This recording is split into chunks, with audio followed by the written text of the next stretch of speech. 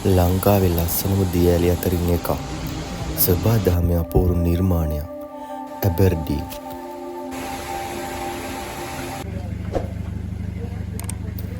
ආයිබෝවන්. අද අපි ඇවිල්ලා ඉන්නේ නෝරලේ දිස්ත්‍රික්කයේ ගිනිගත් වෙන පැත්තට. ඇබර්ඩීන් උස අඩි 322ක්. ලංකාවේ උසම දියඇලි අතරින් එකක්.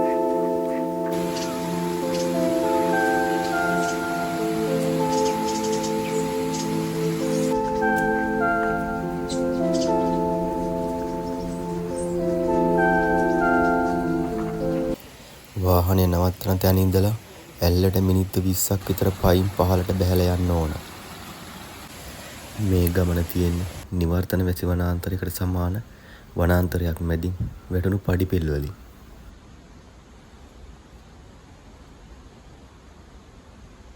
අපි දැන් හෙමින් දියඇල්ලට ළඟා වෙනවා.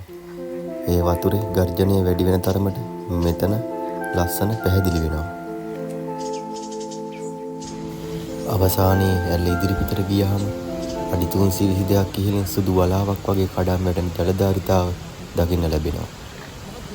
ඡායාරූප රාමු වලින් දකින්නට වඩා මෙතන සජීවී අත්දැකීම සම්පූර්ණයෙන්ම වෙනස් එකක්. මේක හරි ලස්සන අත්දැකීමක්. ජීවිතයේ වෙහස අමතක වෙන තැන. දියඇල්ලේ හඬත් දියඇල්ලේ මීදුමත් එක්ක හිත සංසුන් වෙන තැන. එහෙනම් ඇබර්ඩීන් ඇලේ සුන්දරත්වය නිදහසේ විඳිමු. පාසටහන් පමණ තබා එන්න.